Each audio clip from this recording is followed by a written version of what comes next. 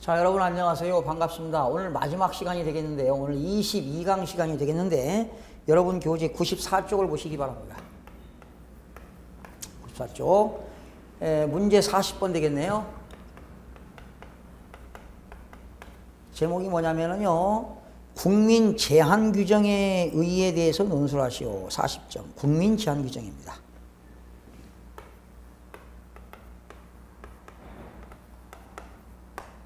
국민이 좋은 안이 있으면 제안하는 거예요. 이걸 논술하셔야 했는데 이게 국민 제한 규정이 따로 있긴 있어요. 대통령령에. 근데 목차보기 보니까 5가지 나왔죠. 국민 제한 규정의 개념. 제한 규정의 개념. 그리고 두 번째는 국민 제한 규정의 정의. 세 번째는 국민 제한제도의 관장기관.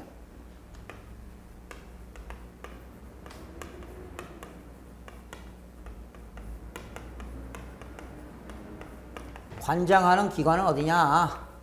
또 네 번째는 국민 제안의 제출은 어디다 하느냐.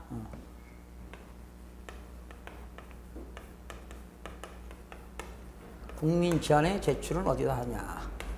마지막 5번째는 접수 및 처리 상황의 공개입니다.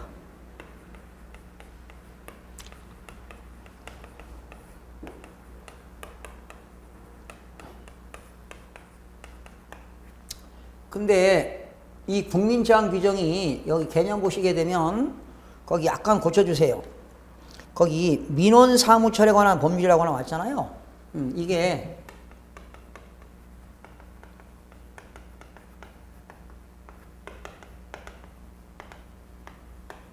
이게 바뀌었어, 이름이. 민원 사무가 이제 빼졌어요, 그냥. 민원 사무 처리에 관한 법률입니다. 민원 사무가 아니라 민원 처리에 관한 법률. 일명 약칭으로 민원 처리법이죠, 민원 처리법. 사무자가 빠졌어요. 민원 처리에 관한 법률. 그 당시는 31조인데 고쳐주세요. 이게 몇 조에 있느냐면 제 45조에 있습니다. 국민 제한 규정이 민원 처리에 관한 법률 제45조 고쳐주세요. 거기 책에는 31조라고 나왔잖아요. 고쳐주세요. 개정이 돼가지고 45조로 넘어갔습니다. 45조에 따라 국민의 창의적인 의견입니다. 국민들이 좋은 안을 내는 거죠. 또 고안을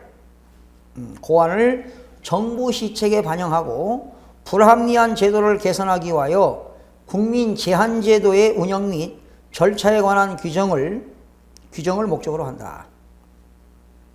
그러니까 국민 제한 규정의 개념인데 이 사무처에 관한 법률 45조에 국민 제한 규정이 있어요. 있는데 국민 제한 규정이 또 대통령령으로 있다는 거라니까요. 두 번째, 그러면 여러분 교재를 한번 볼까요? 교재 45조를 한번 보세요.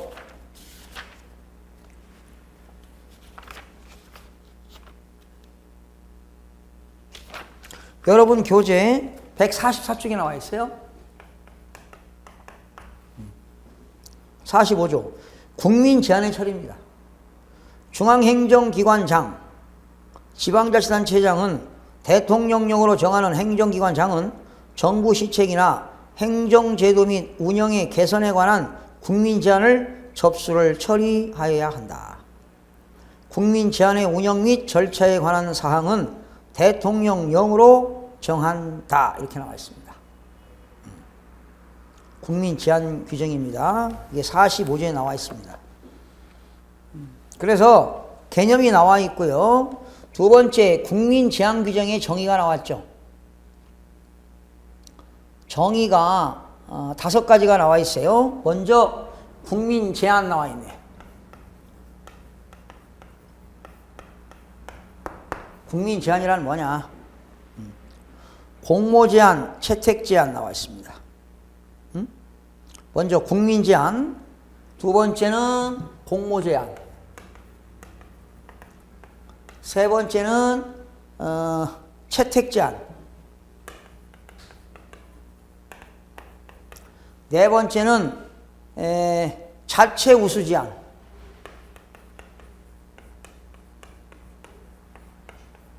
그리고 다섯 번째는 마지막으로 이제 중앙행정기관이 정하는 중앙우수 제한.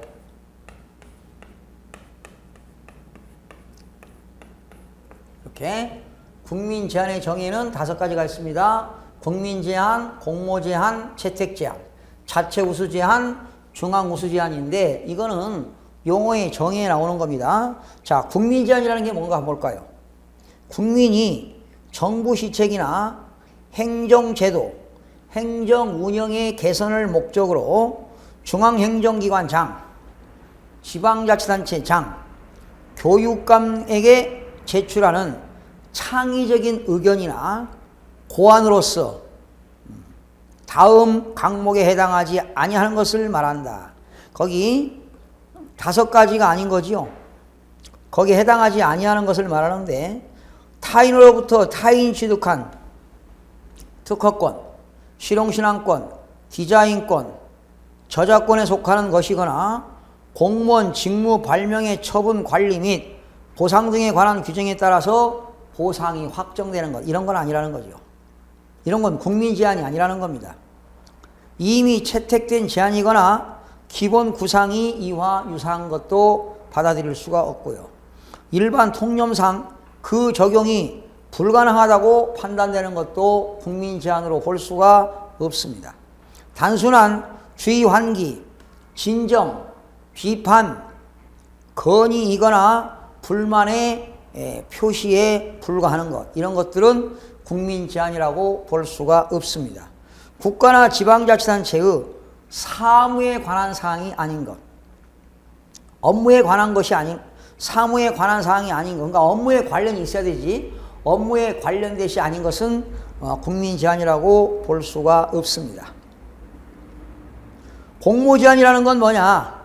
공모 제한은 행정기관장이 과제를 지정해서 공개적으로 모집하는 경우에 제출하는 국민 제한이 되겠습니다. 예를 들면 이건 행정기관장이 하는 거니까 시장군수구청장이 하는 겁니다. 예를 들어서 강원도 횡성군에 있는 군수가 한정된 지역 횡성군의 군민들을 상대로 해서 공모를 제한하는 경우도 있습니다. 채택 제한이라는 건 뭐냐? 행정기관장이 접수한 국민 제안을 그 내용을 심사한 후 채택한 제안입니다. 행정기관장이 공모를 해서 접수한 국민 제안 중 심사한 후에 채택한 제안을 말한다. 자체 우수 제안이라는 건 뭐냐? 행정기관장이 채택한 제안 중 우수하다고 인정하여 행정자치부 장관에게 추천한 제안입니다. 자체적으로 우수하다고 인정되는 것은 시장군수구청장이 행정자치부 장관에게 추천한 제안을 말합니다. 중앙우수 제안이라는 건 뭐냐? 행정자치부 장관이 자체 우수 제안 중에서 그 내용을 심사한 후 채택한 제안을 말합니다. 그러니까 자체적으로 우수한 제안을 중앙우수 제안이라는 것은 행정자치부 장관이 자체적으로 우수 제안을 채택한 제안을 중앙우수 제안이라고 하는 겁니다. 그래서 국민 제안, 공모 제안, 채택 제안, 자체 우수 제안, 중앙우수 제안을 꼭 기억하시기 바라고요. 세 번째, 국민 제안 제도의 관장 기관은 어디가 될까? 행정자치부 장관이 되겠죠. 행정자치부 장관은 중앙우수 제안의 운영에 관한 업무와 국민 제안의 운영 지도에 관한 업무를 맡아서 처리하게 된다. 결과적으로 국민 제안 제도의 관장 기관은 행정자치부 장관이다. 이렇게 보시면 되겠고요. 국민 제안 제출은 어떻게 할까?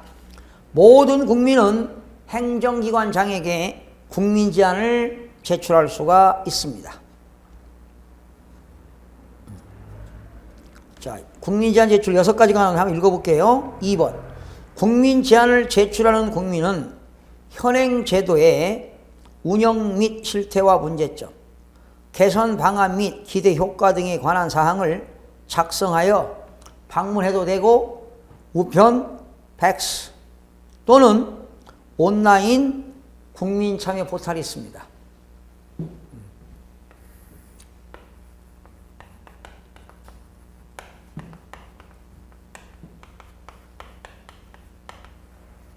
온라인 국민참여 포털에다가 인터넷을 통해서 행정기관장에게 제출할 수가 있습니다. 이 경우 행정기관장은 장애인이 국민 제안을 쉽게 제출할 수 있도록 적절한 편의를 제공해야 된다. 장애인인 경우는 뭡니까? 바코드가 있잖아요. 바코드 코드를 이용할 수 있도록 해야 되죠. 3번 공동으로 국민 제안을 제출하는 경우 공동으로 제출하는 경우에는 제안에 참여한 사람별로 분담 내용을 적고 기여도에 관한 사항을 기여도 줄쳐요. 기여도에 관한 사항을 100분율로 적어라. 어떤 사람은 100분의 50, 나머지는 100분의 10. 6명이 했는데 A라는 사람이 기여도가 높다. 100분의 50, 100분의 10 이런 식으로 100분율로 표시해라. 또 4번 행정기관장은 제출된 국민 제안에 보완할 수 있는 흠이 있는 경우에는 국민 제안을 접수한 날로부터 7일 이내 줄쳐요. 7일 이내에 적절한 기간을 정하여 제안자에게 7일 이내에 보완을 요청할 수가 있다. 7일 이내에 보완을 요청할 수가 있습니다. 또 행정기관장이 접수한 제안 중에서 그 내용이 같은 제안이 있는 경우는 어떻게 될까요? 같은 제안이 있을 때는 먼저 접수한 제안이 우선하도록 되어 있습니다. 6번째, 행정자치부 장관 또는 행정기관장은 국민이 국민 제안의 운영에 적극 참여할 수 있도록 국민 제안의 접수 방법, 심사 방법, 보상 방법 등에 관한 사항을 홍보하고 제안자가 국민 제안과 관련하여 상담이나 정보를 요구할 때는 행정기관장이 그 제안자에게 응하도록 되어 있습니다. 5번째, 접수 및 처리 상황의 공개입니다. 행정기관장은 국민으로부터 국민 제안을 접수하였을 때는 온라인 국민참여 포털 등의 국민 제안의 접수 및 처리 상황을 실시간으로 공개를 하도록 되어 있는데 제안자가 요구하는 경우에는 공개하지 않을 수가 있습니다. 원칙은 공개하도록 되어 있습니다. 그러나 제안자가 공개를 원치 않으면 비공개도 할 수가 있습니다. 원칙은 공개, 외에는 비공개가 된다. 이렇게 해서 국민 제안 규정에 대해서 살펴봤습니다. 이게 민원 처리에 관한 법률 45조에 나와 있는 건데요. 이것도 혹시 몰라서 우리는 공부하는 게 100점 만점을 향해서 공부하는 거기 때문에 이것도 한번 꼭 살펴보시기 바랍니다. 좋은 아이템이죠. 그 다음에 41번으로 넘어갑니다. 사실은 40번, 41번, 42번 중에서는 빈도가 높은 게 지금 배운 이 40번입니다. 국민 제안 규정. 이것도 중요한 거 아닌가요? 신선한 문제죠. 국민 제안의 정의. 여기에는 국민 제안, 공모 제안, 채택 제안, 자체 우수 제안, 중앙 우수 제안. 이거 꼭 기억하시기 바랍니다. 이것도 좋은 아이템입니다. 41번입니다. 전자문서 시스템과 행정정보 시스템 및 업무관리 시스템의 개념을 각각 약술하시오. 이것도 내용이 좀 추상적입니다. 전자문서 시스템, 업무관리 시스템, 행정정보 시스템. 공통상이 뭐예요? 시스템이죠, 시스템. 체계. 시스템이라는 게 뭐예요? 어떤 체제. 체계를 말하는 거 아닙니까? 체계.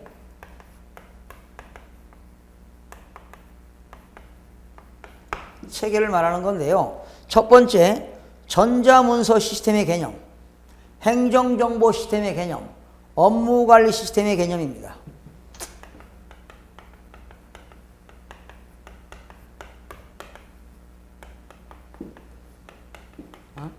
전자문서 시스템의 개념, 행정정보 시스템의 개념.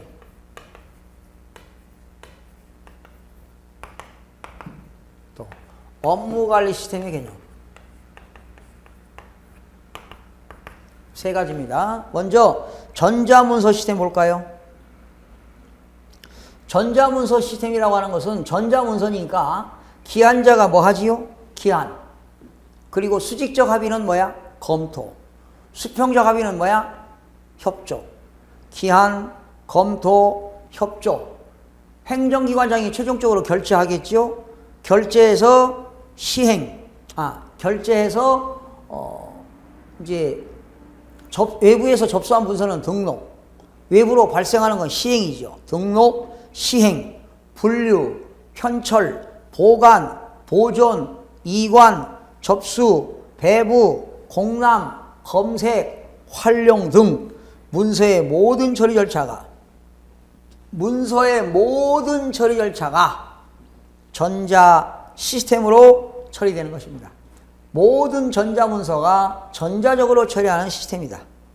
다시 한번, 전자문서 시스템이란 문서를 기한하고 검토하고 협조하고 결재하고 등록하고 시행하고 분류, 편철, 보관, 보존, 이관, 접수, 배부, 공람, 검색, 활용 등 문서의 모든 처리 절차가 전자적으로 처리하는 시스템을 말한다. 두 번째, 행정정보 시스템이란 뭐냐? 행정기관이 행정정보를 뭐하고?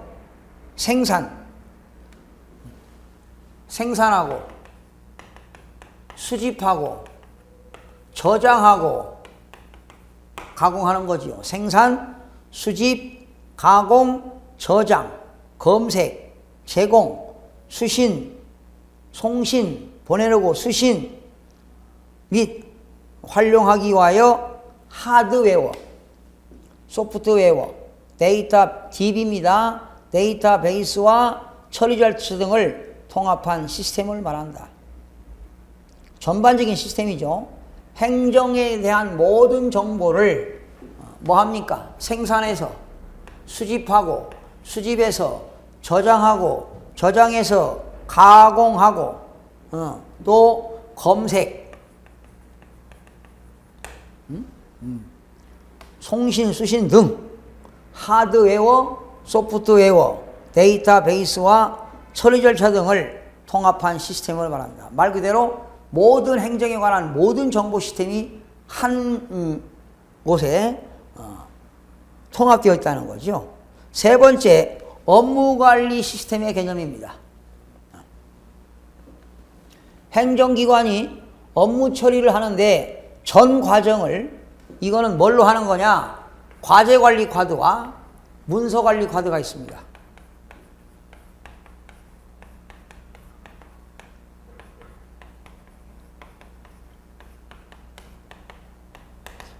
과제 관리와 과제의 관리 과드와 문서 관리 과드 등이 있는데 이것을 이용해서 전자적으로 관리하는 시스템을 말한다. 공직사의 일하는 방식을 근본적으로 개선하기 위해 행정기관의 업무 처리 절차를 통합화, 표준화하여 업무 처리 과정에서 생산된 각종 업무 관련 자료를 과제, 일정, 거기 줄 주세요. 거기 모든 걸 일정. 과제관리 과드에 행정공무원들, 행정기관장부터 모든 일정이 나옵니다. 행정기관장의 일정, 그리고 메모보고,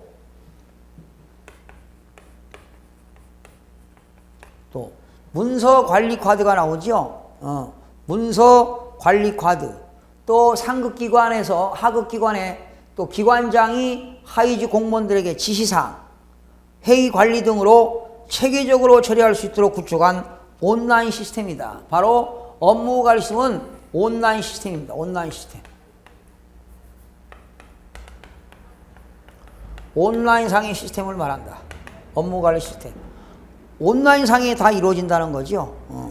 일정, 그리고 메모 보고, 그리고 문서관리 카드, 지시사항, 회의관리 등으로 체계적으로 처리할 수 있도록 온라인상에 만들어진 시스템을 업무관리 시스템이라고 한다. 마지막에 42번입니다. 공공기관 정보 공개의 의의와 내용에 대해서 논술을 하시오. 공공기관 정보 공개에 관한 법률이 있습니다. 자, 마지막 42번인데요. 공공기관 정보 공개에 관한 법률이 있어요.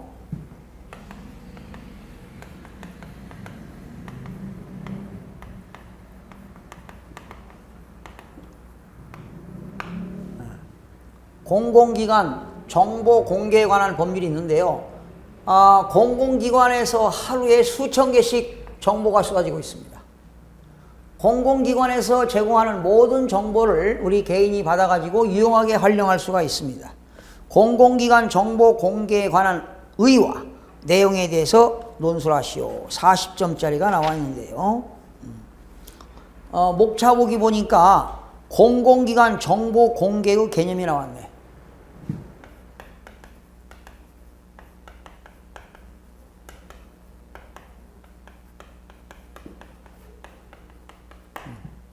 두 번째, 공공기관, 첫 번째, 공공기관의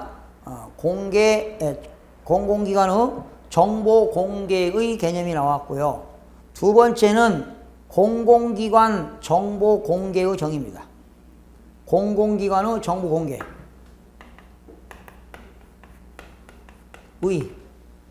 정의. 용어죠, 용어가 많이 나옵니다. 자, 세 번째는 정보 공개의 원칙.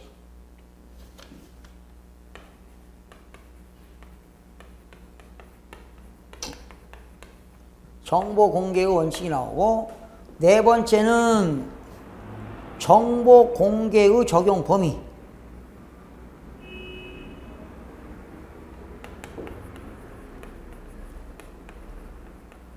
정보 공개의 적용 범위가 나오고, 다섯 번째는 정보 공개 청구권자.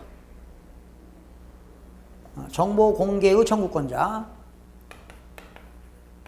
정보 공개의 청구권자는 누가 될까요? 모든 국민은 정보 공개를 청구할 권리가 있으니까 모든 국민 되겠죠. 외국인도 될 수 있나요? 그렇죠. 외국인도 들 수 있는데 외국인 중에는 국내에 주소를 두고 있어야 됩니다. 여섯 번째, 공공기관의 의무가 나옵니다.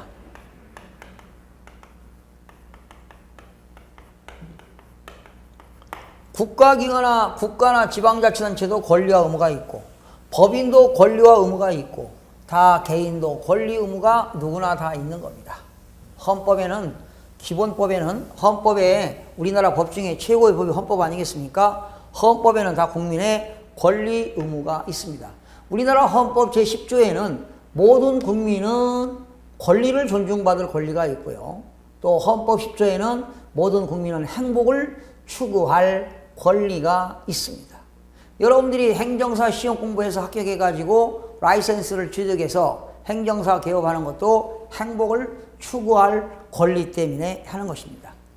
공공기관 의무가 되겠습니다. 다시요.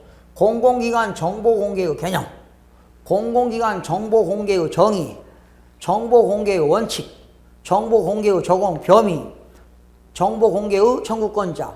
청구권자는 모든 국민이 되는 거고요. 그리고 공공기관의 의무에 대해서 살펴보도록 하겠습니다. 다시 먼저 앞에 보시면 공공기관 정보 공개의 개념을 보시기 바랍니다. 공공기관의 정보 공개에 관한 법률은 공공기관이 보유하고 관리하는 정보에 대한 국민의 공개 청구 및 공공기관의 공개 의무에 관하여 필요한 사항을 정함으로써 바로 국민의 알 권리를 보장한다는 겁니다. 국민의 알 권리를 보장하고, 그리고 국정에 대한 국민의 참여와 국정 운영의 투명성을 확보함을 목적으로 한다. 국정 운영의 투명성입니다.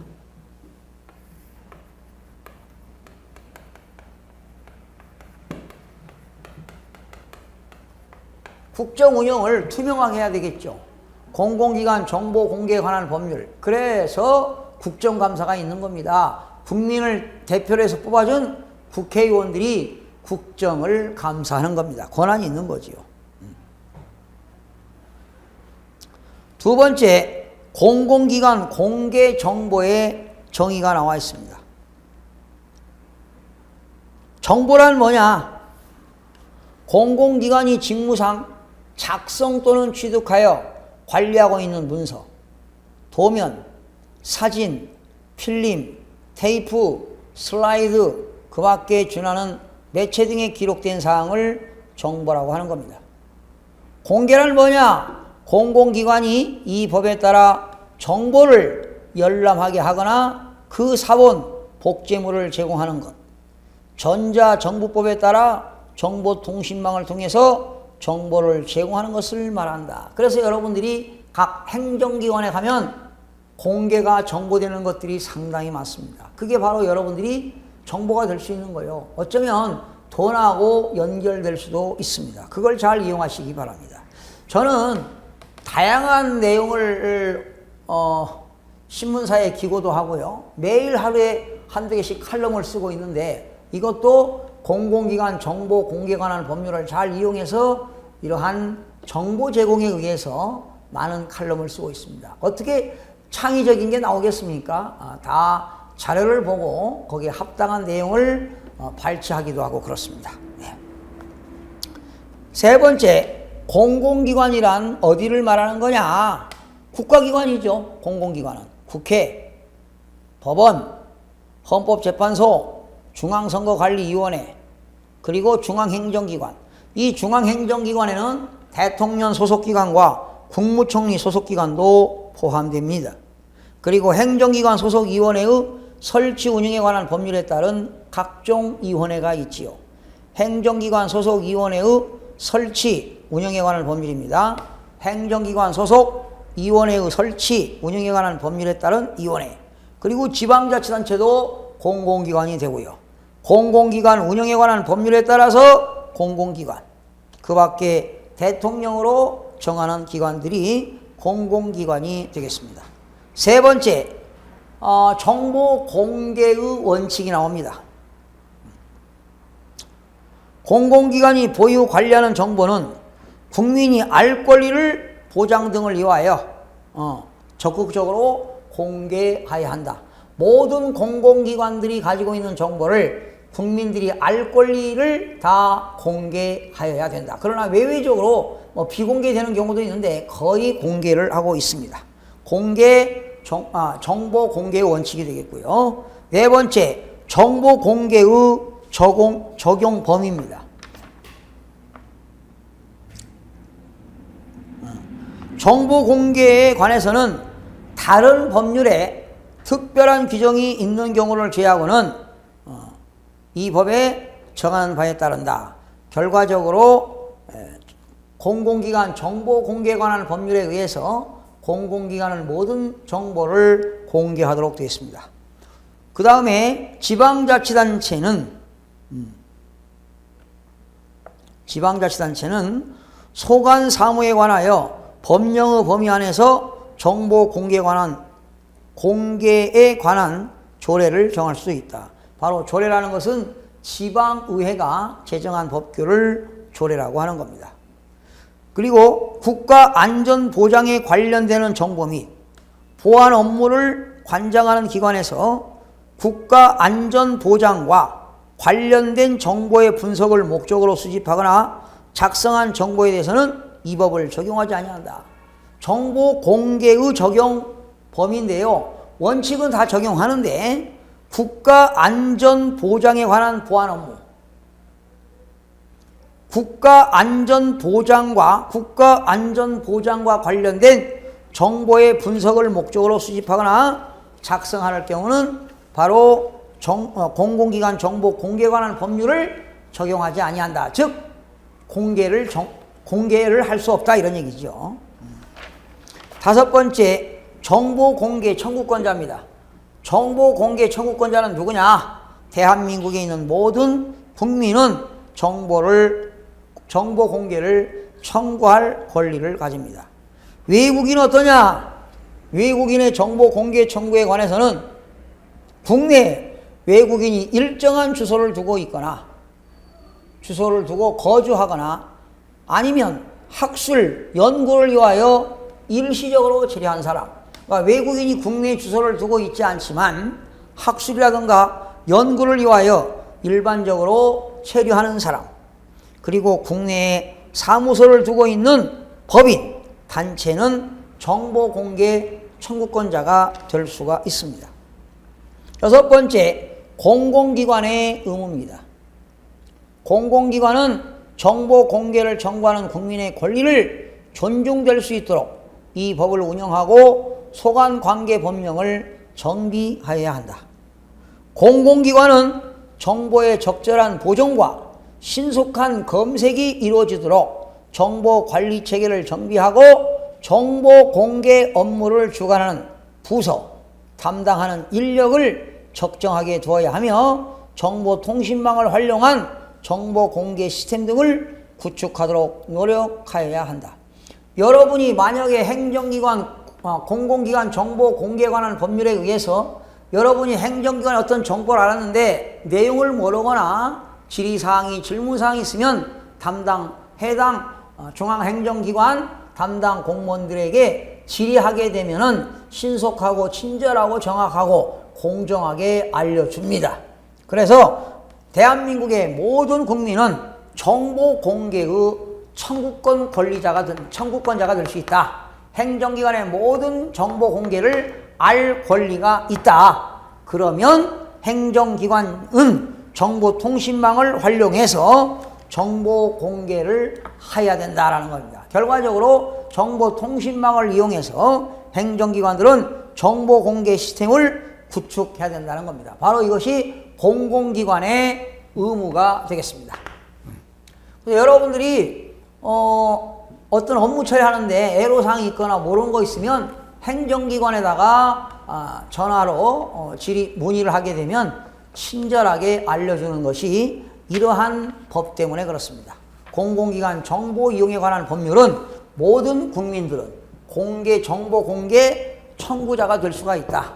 그리고 공공기관은 그러한 의무가 있다는 것이죠. 그러니까 청구권자는 권리가 있는 거고 공공기관은 국민들에게 알려줄 의무가 있다. 이런 내용이 되겠습니다.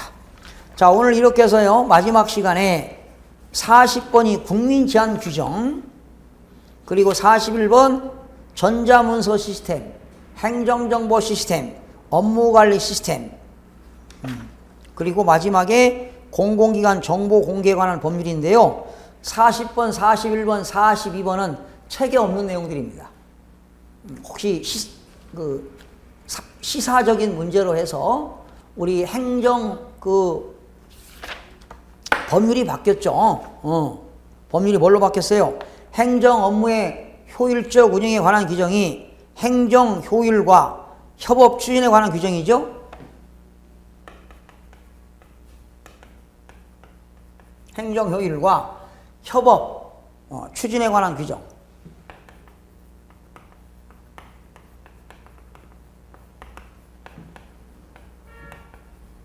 그리고 민원 처리에 관한 법률. 민원 사무 처리에 관한 법률이 민원 처리에 관한 법률로 바뀌었죠. 여기에 없는 내용들입니다. 여기에 없는 내용인데 국민 제한 규정이라든가 그리고 행정 효율과 협업 추진에 관한 규정은 행정제도 혁신과죠. 이게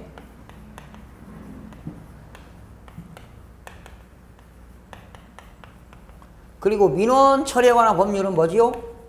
민원 서비스 정책과. 원래 이게 민원제도과에서 했어요.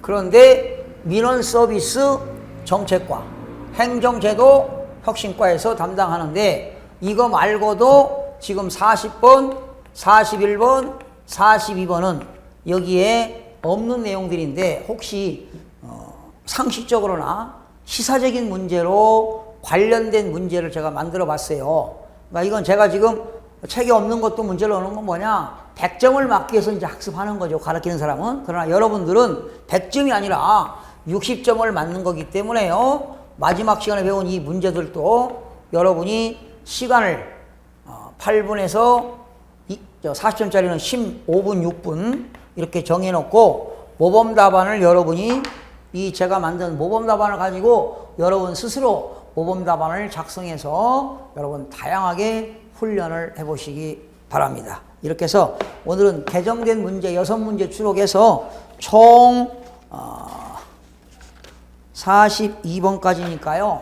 48문제 풀었습니다. 뭐 여기서 다 나올 거예요. 교재에서 42문제 하고요. 프린트 6문제 개정된 걸로 해드렸죠. 6문제 해서 48문제인데요. 제가 강의하면서 뭐 중요하지 않는 것은 나올 확률이 없는 것들은 제가 얘기했으니까 중요한 내용들로 학습하셔서 좋은 결과 있으시길 기대해 봅니다. 자, 여러분들 사무관리 시청해 주신 여러분들께 진심으로 감사드리고 여러분들의 합격을 기원드리면서 강의를 마치도록 하겠습니다. 여러분 대단히 수고하셨습니다.